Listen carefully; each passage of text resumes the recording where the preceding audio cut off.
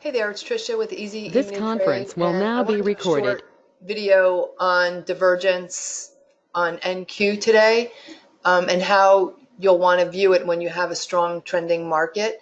And I'm going to still be doing the workshop on Wednesday, July 18th. I do have some openings left, so if you're interested, just go to my site and you'll see it on the tab at the top of my website, easyeminitrade.com. It'll say upcoming workshop July 18th. So all the information's there. It's going to be interactive. If anybody's interested in being interactive, you don't have to be if you don't want to, but I'm limiting it to the first 20 people who sign up. So we can make it interactive. Then we'll have a trading session immediately following, and then anybody who signs up will get a week in my chat room to further basically get the understanding and principles of divergence. This So conference will what I'd now like to be do is I'd like to recorded. show you on an 8 range. If the market is really volatile or really whipping around, you're not going to want to trade off a 4 or 5 range chart. You're going to want to use something bigger. So generally, I'll take entries off an 8, I'll take it off a 10, I'll take it off a 12 range, I'll take it off a bigger tick chart if I can't get in because the market's too fast off a smaller range. But you need to be aware if the market is really whippy, you need to make sure you're using a stop big enough, obviously. But here's the open today on the NQ. And generally, I won't do anything on divergence when there's a lot of volume coming in and it's whipping back and forth. But NQ at this point here, as it was coming up to this 1075 area around 938, this was the high of the day. If you have a sideways market and it's not giving you a really strong trend, you can short the high of the day or buy the low of the day. You just have to be obviously aware of the strength of the trend.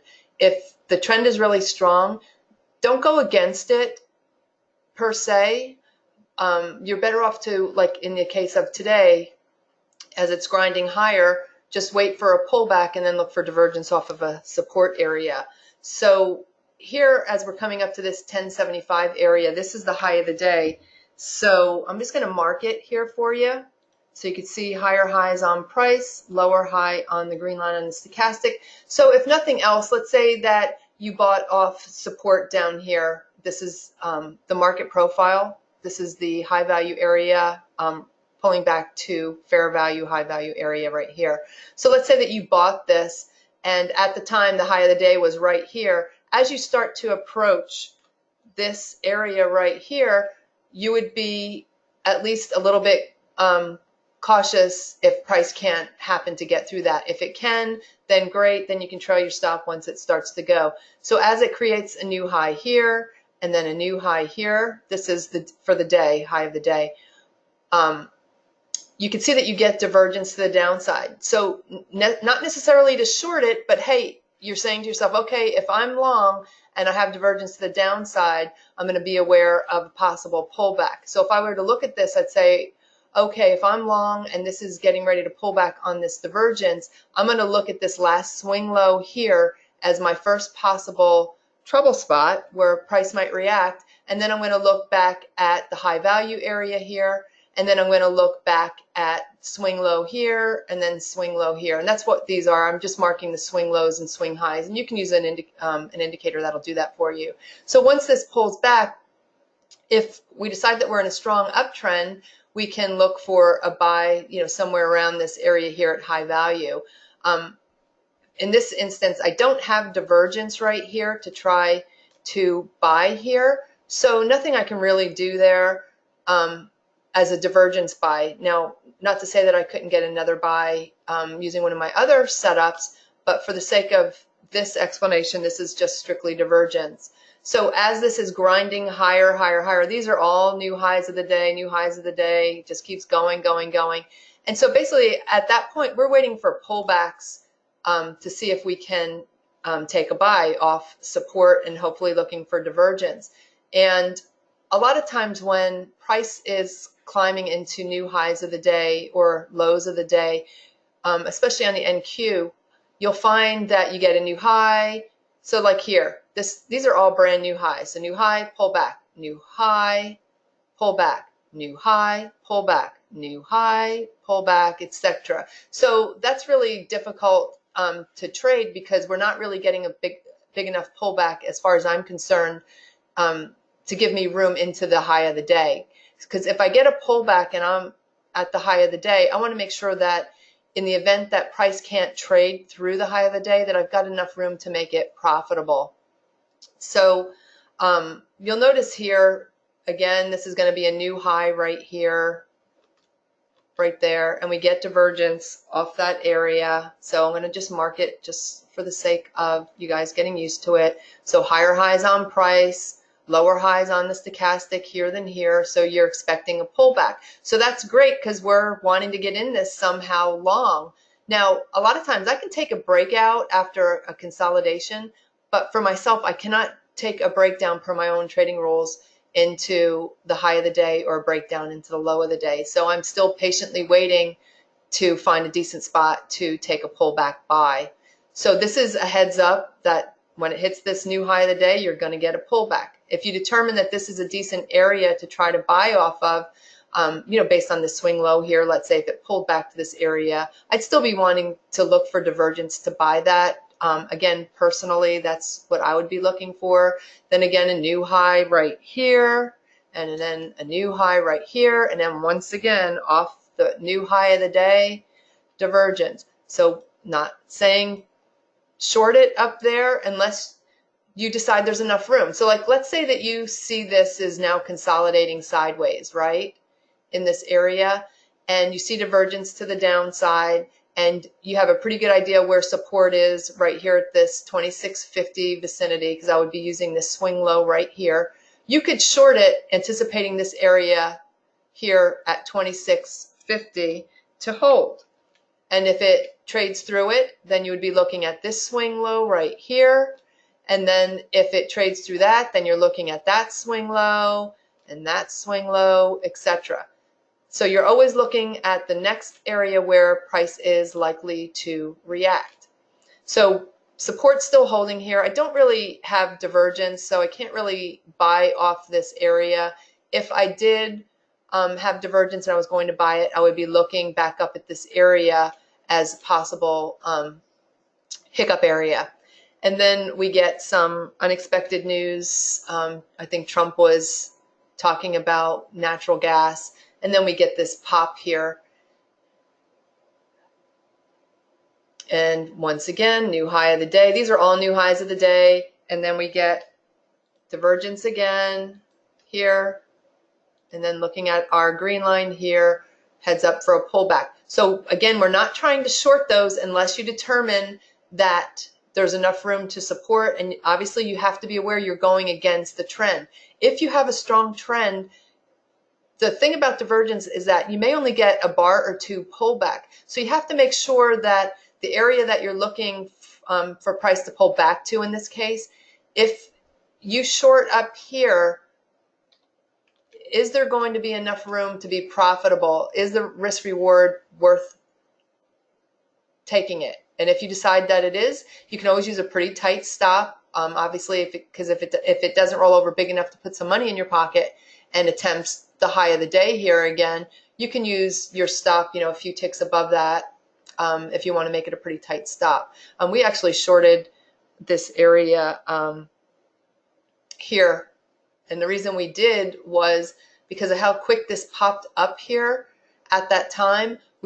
There was no real hesitation here. So in viewing that as a short off that area, it was a slinky setup off this 8 range when we broke the super trend. And so I would be looking down, hopefully to the last area of resistance here as my possible target area. And actually when we drilled down, we looked at where the volume area was, and we used 33 as our first target and then 31 as the next reaction area, which was right here. And notice off this support, we do have divergence and we're in an uptrend. So we have a lower low right here, then here. And on the stochastic, you can see we have a higher low here, then there. So if you were so inclined, you could buy that. You had to sit through a little bit of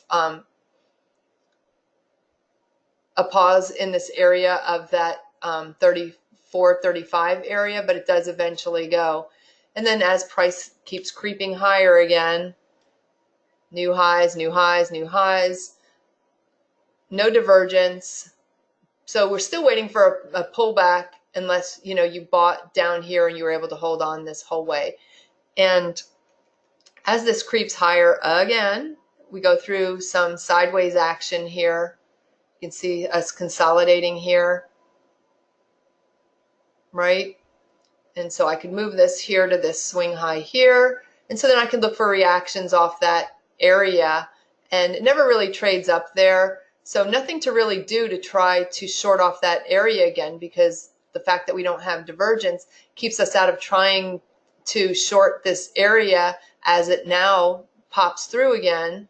And as this popped up here, the all-time high on the NQ was at 58.75, I think. New territory where we've never been. And generally, you're going to find the same thing. It's just going to keep creeping higher. And so it's just creep, creep, creep.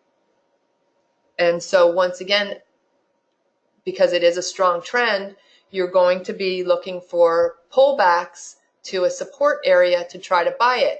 Very risky to try to short, obviously, as this is moving higher into new territory, because as I said, you don't know that you're not only going to get maybe only a 2-bar pullback, so it's not really worth the risk unless you decide it's worth the risk, and only you can determine that. We do get divergence, and again, this is brand new territory. We've never been here before.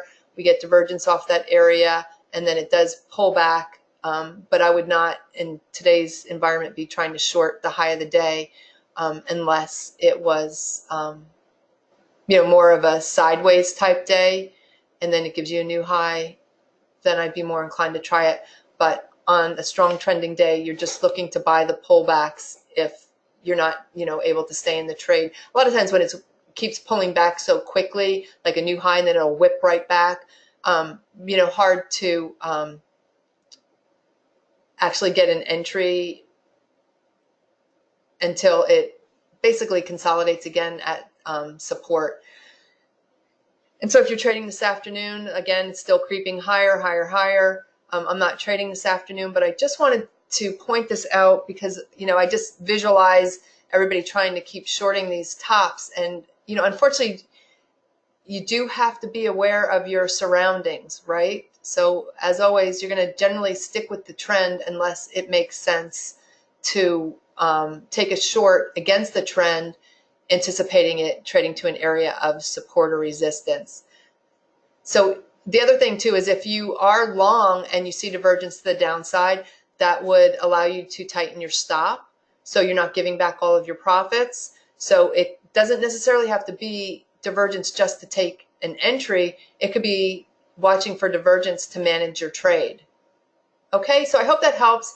If you're interested in the workshop, we'll go over all of this, I promise. And then also I'm going to incorporate volume into the workshop so you can time what price is doing at divergence, and basically we can look at volume to confirm.